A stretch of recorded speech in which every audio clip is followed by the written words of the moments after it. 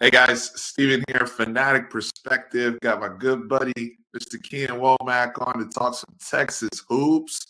What's up, Keenan? How you doing, man? Dude, I'm fantastic. I'm super stoked to be on the show, man. Love your content and just grateful to be on.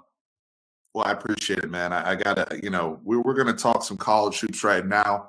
We'll have another video talking NBA hoops because as we're recording, NBA is about to tip off tonight. So very exciting time in the basketball atmosphere. I mean, so much to talk about. Our Texas men's basketball team, as the rankings are starting to come out, we're ranked 12, and there's some interesting things to look at. I know you have the Kim Palm rankings as well that we'll get into. Before I ask you about the updates, though, Keenan, let me show some love to the folks that help take care of the channel. So if you're watching this video, please hit that like button, subscribe, helps us grow this platform, get us more out there and spreading the word. Yes, we are back up covering basketball. Steve is back up. Insert your meme there. Also, shout out to the sponsor, BUSR, BUSR.com/fanatic, the official sports book, the official betting partner of Fanatic Perspective. We're going to have some really cool futures bets that we're going to be doing in our other video. But those of you who are looking for a reliable betting partner week in, week out for football, whether it's college football, NFL, we're not going to do random boost promos to mess you up like what happened with Justin Herbert at another company. We're here to take care of you, right? Have good 24/7 coverage. Anything you need, BSR is there for you with all of your sports betting needs. And with that promo code SPORTS100FP, 100% free play match on all initial deposits up to $1,000 within the first 24 hours. But you're also going to get some free casino chips as well with that. We also picked up a brand new sponsor, Last Stand Hats. My Longhorn family, there's no better merch out there than Last Stand Hats. Hats, polos, we got hoodies coming. We'll have Texas basketball stuff coming. We have Texas baseball. We already know about the Omahorns, hats and T-shirts and all the wonderful merchandise that's happening at Last Stand Hats. Hit up laststandhats.com/fanatic perspective. Helps us out. It helps out Last Stand Hats. Use that promo code Fanatic10, 10% off at checkout on all your merch. They are dope. Keenan, excited to talk some ball with you, man, because Chris Beard, year 2. We hit the portal again, but we also got some studs coming in. I personally feel the outlook of this team is more explosive. Just with the athletes that Chris Beard will have, recruiting like this is a major program.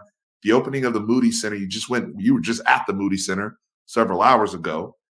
Talk to me about your excitement for the season and what we have to look forward to as Texas fans. Well, I agree with you about the explosiveness. Athleticism was sort of a problem for the team last year a little bit. They didn't really have any guys that could beat you off the dribble. I think I've said that before. And in a press conference last week, Chris Beard said they're going to put an emphasis on pushing the pace a little more. He said that last year too, and they didn't. They finished bottom 15 or 10 in the country in pace of play, like possessions per game, which also, contributes to how good they were on defense. But, when you have guys like Dylan Mitchell and Tyrese Hunter and Arterio Morris, I think you have to push. A guy like Dylan Mitchell, who is the number 4 recruit in the country on Rivals.com, where I write, he's still sort of developing as a half-court scorer. He's a big-time transition player, and what's good about the fact that they play such good defense is they force turnovers. So when they force those turnovers, it's going to be easy to score down the court in transition. But I think pushing the pace is going to be very imperative to their success this year, at least pushing it somewhat. Especially when you have a guy like Tyrese Hunter too, and Tyrese Hunter is a really, really good defensive player. He's one of the best perimeter defenders in the Big 12. He's like Courtney Ramey good on defense, and if you remember how good Ramey was last year, he absolutely shut down Ochai Agbaji in the game. Well, really in both games, but especially the one in Lawrence. I mean, yeah, and Arizona got a steal with him over there. Absolutely. Yeah. Shout out to Ramey and his dad, who's big on Twitter. So he gave it his all as a Longhorn. So you got to respect, his game for sure. Yeah, I mean Tyrese Hunter too. That leads me to another question. I'm excited to hear what he can bring to the team defensively. We know at the end of the day, that's Chris Beard's brand of basketball. Me as a fan, I don't want to deviate from that because that's what makes Chris Beard and the signature of his teams, right? And why he can have success in March and postseason tournaments. However, it's not even just about being aesthetically pleasing, right? I know some people are like, it's not the best brand of basketball to watch. That's not even my concern. My whole thing was just I am nitpicky though about not letting guys run, not utilizing, whether it's long rebounds and pushing tempo, steals in the open court. We have, guys that could finish last year, even still, where it seemed like we were just so reluctant to push pace at any point in time. So I'm encouraged to hear him saying that again before the season. But like you said, you got to show me. Now, where Tyrese Hunter comes into play, my boy Marcus Carr, we were really, really focused on trying to get him to be a pure point guard last year.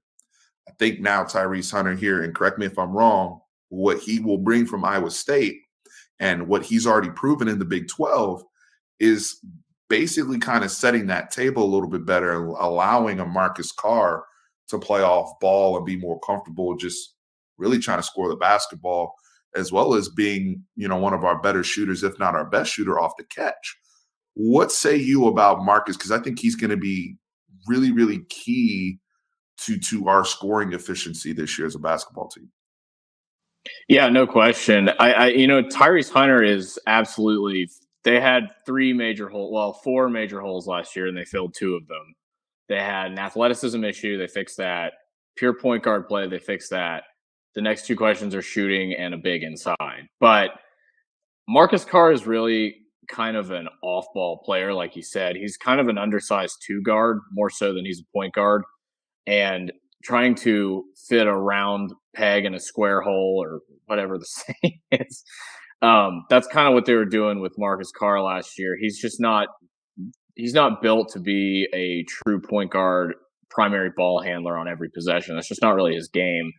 And, with Hunter, he can do that. And if you're looking for a comparison, he reminds me of Kennedy Chandler from Tennessee last year. Just like it's like 6'1", I think they're the same size. Just a blur with the ball. I mean, just a guy who can drive the lane.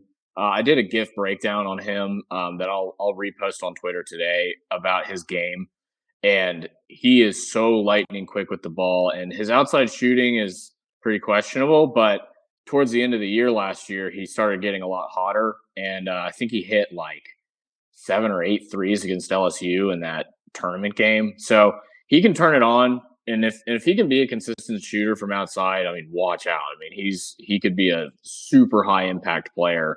But I agree with you that it's going to alleviate some of the pressure that was on Marcus Carr last year, trying to run the offense by himself. They've been posting a lot of content of Hunter working on his shooting.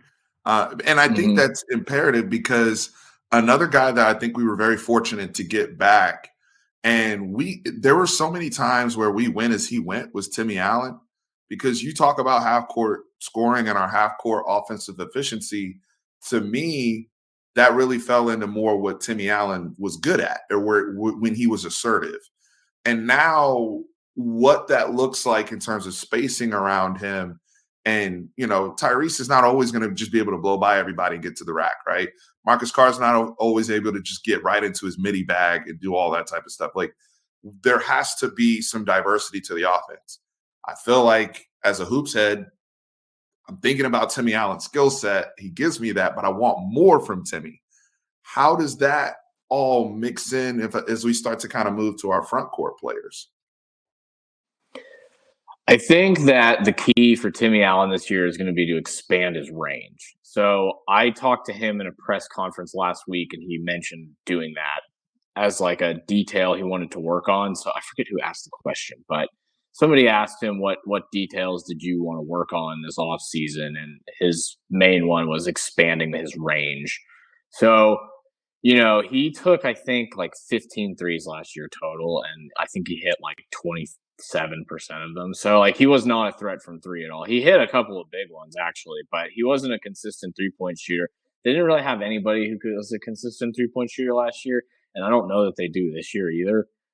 Maybe Serge Rice can kind of get back to where he was a couple of years ago. I think he shot 37% one season. You've been buying a lot So of yeah, with the Serge Rice stock, Keenan. Just yeah, sidebar. yeah, I have.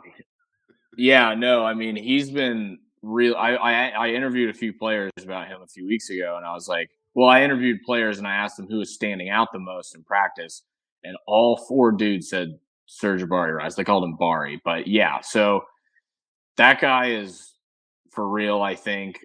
They really did a good job in the transfer portal. But yeah, at the front court with Timmy Allen, I think the key is going to be to expand his range, maybe get a little bit more comfortable shooting from deep, because they just need people who can shoot from deep, because they need to space the floor better. Yeah. And I think they have. I think one of the things is the Big 12 again is amazing, just as a conference, in my opinion. When you look at from a national perspective, Texas is really a safe bet in terms of success as one of those, teams you'll look at come seeding that's going to be somewhere around to me, a 1 to 3 or 4 seed. Like, I feel like because you have guys with so many established roles now, like, I know what Christian Bishop is going to bring me. I know what Brock Cunningham's going to bring me. I know what Marcus Carr can give me. I know what Timmy Allen can give me. Like, there's a lot of, definite things that we know what we're going to get just with how much basketball they've played. I think the key to unlocking more is how good can Dylan Mitchell develop and be over the course of the season. We've seen now, not necessarily under Chris Beard, but as Texas basketball fans, we've seen these dynamic guys come in and they just really, they either struggle or they haven't been fully unlocked, right? Most recently, Greg Brown. Yeah. And so just seeing, how is Terrio used, right? We mentioned a whole bunch of guards, and you have a 10 of 10 athlete in Terrio as well. So how are all these pieces fit together help us with lack of size, but also being a more explosive basketball team while still maintaining that defensive integrity? I think that's what I'm curious about, Keenan, with this group, man. Yeah, for sure. And, I think we asked this in a press conference too about rim protection. And Chris Beard said it's a team game more than it's an individual game with rim protection. But, that sounds kind of like coach speak to me. It's like, that's code for I don't have a rim protector. Well, we can see what Dessou can do, because Dessou's going to finally be healthy. He has an off season of work. He didn't have that last year. He struggled a lot because he hadn't played in so long. He had no off season conditioning. He was on limited minutes. He hadn't played. But like, if you watch his tape from Vanderbilt, he had a 29-16 game against Kentucky. Like, when that dude's on and he's healthy, he can be a major impact player. The question is, can he bang with Musa Cisse from Oklahoma State, Eddie Lampkin from TCU, Fardaws Aimaq from Texas Tech? I mean, he broke his foot, but I think he'll be back for conference play. The question is going to be, can he bang with those guys down low? And, D'Souza, he's a big guy. He's 6'9", but Cisse is, I think, 7 foot. Eddie Lampkin, I think, is 6'11". Fardaws Aimaq is 7 foot. So those guys are straight eaters too, down low as well. Yeah, no kidding. Eddie Lampkin's huge. He's built like a left tackle, but 6'10". And then Fardaws Aimaq can step out and hit the three. So, he can space the floor. It's going to be a question, man. I mean, if you watch the Purdue game last year, they got eaten alive inside. And if you watch the Gonzaga game last year, Drew Timme ate them alive inside, So I think that it's going to be a real question of who's going to play center. It'll be Bishop will start, but Bishop's 6'7". He's not a big. I mean, Dylan Mitchell is 6'9". He's playing on the perimeter, so it's a question, man. I don't know that they have somebody that can bang down low. If it's going to be the other team's strategy to just pound it in the paint, just feed their bigs. I mean, that could work, and especially if they're trying to get Texas guys in foul trouble, that seems like a strategy that might work. Offensively for Texas, they're going to have to score more points in the paint, like closer to the paint. They got a lot of points in the paint from Timmy Allen from hitting those mid-range jump shots, but it's going to be, hopefully for them, they're going to be able to figure out the lob threat a lot better because they have guys who can hit lobs now, especially with Dylan Mitchell. I mean, that guy is a lob machine. But yeah, no, I think the big question is how are they going to defend the interior? I think Chris Beard being more open, he will be able to do some things defensively that he even couldn't do last year with Dylan Mitchell in particular. So I do Mm-hmm. agree that, especially if Dylan Mitchell buys in the way I think he will buy in. Mm-hmm. However, I do think if Chris Beard is willing to expand a little bit offensively, you can counter some of these bigger teams just with the raw. I mean, basketball is a game of counters, just like football and every other sport. And so, one of the things these teams that we saw last year that end up Kansas, North Carolina, very balanced teams, right? They had bigs, but they also had perimeter guys. They could score, but they could also defend when they needed to. They could throw the ball into David McCormick and get a jump hook whenever they wanted, but they still had an Abaji, right? And so Mm-hmm. also but I think Texas can offset some of those things if you allow a Dylan Mitchell and a Terry and some of these other guys to just be more open floor threats against some of those type of teams and getting some of those guys into foul trouble, bringing them outside. So really curious to see how it plays out. Any other notes or takeaways we should have before season tip off for Texas basketball? I think I covered most of it. Again, though, if I'm a Texas fan, I'm concerned about the lack of outside shooting. I think that that's an issue for them. Um, Again, we'll see who steps up for them this year as far as just shooting the ball from deep. I mean, Tyrese Hunter shot 27% from three last year, or 29, something like that, sub 30%.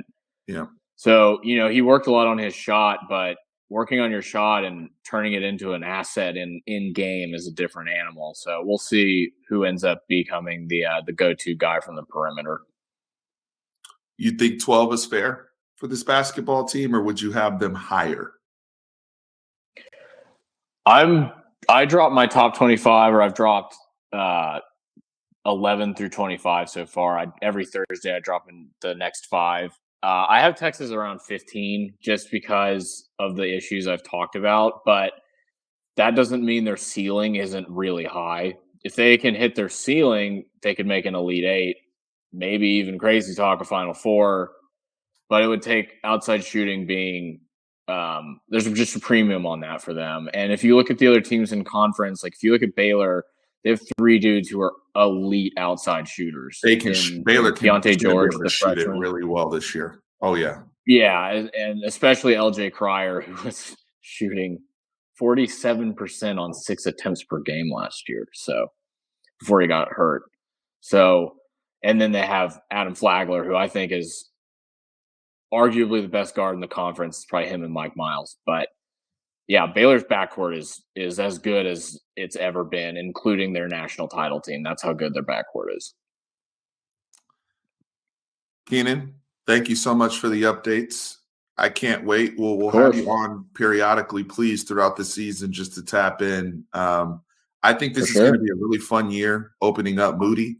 I think this will be a more exciting basketball team, especially if the coach is open to letting these boys run a little bit more. I think we could be really, really dynamic. But I'm excited to see Chris Beard year 2. I know he's going to be as engaged as ever with the students. And speaking of engagement, hit up Last Stand Hats. Students, Texas fans, people watching out there, laststandhats.com/fanatic perspective.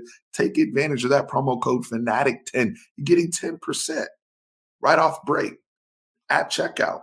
Hats, hoodies, polos. We got more coming. Texas baseball fans, take advantage. Football fans, take advantage. Shout out to Last Stand Hats. And, our sports betting community out there. Shout out to BUSR, busr.com/fanatic, official sportsbook, official betting partner of Fanatic Perspective. Use that Sports 100 FP promo code, 100% free play match on all initial deposits within the first 24 hours. Give me some casino chips, 25, I believe, up to $1,000 within the first 24 hours. Take advantage there. Keenan and I will be back with some NBA talk. We're just two hoops heads with spreadsheets and all sorts of stuff that want to Yes, talk sir. about futures bets. So, Keenan, stick around. And for everybody out there, my Horns fans, in particular, Horns, always hook 'em.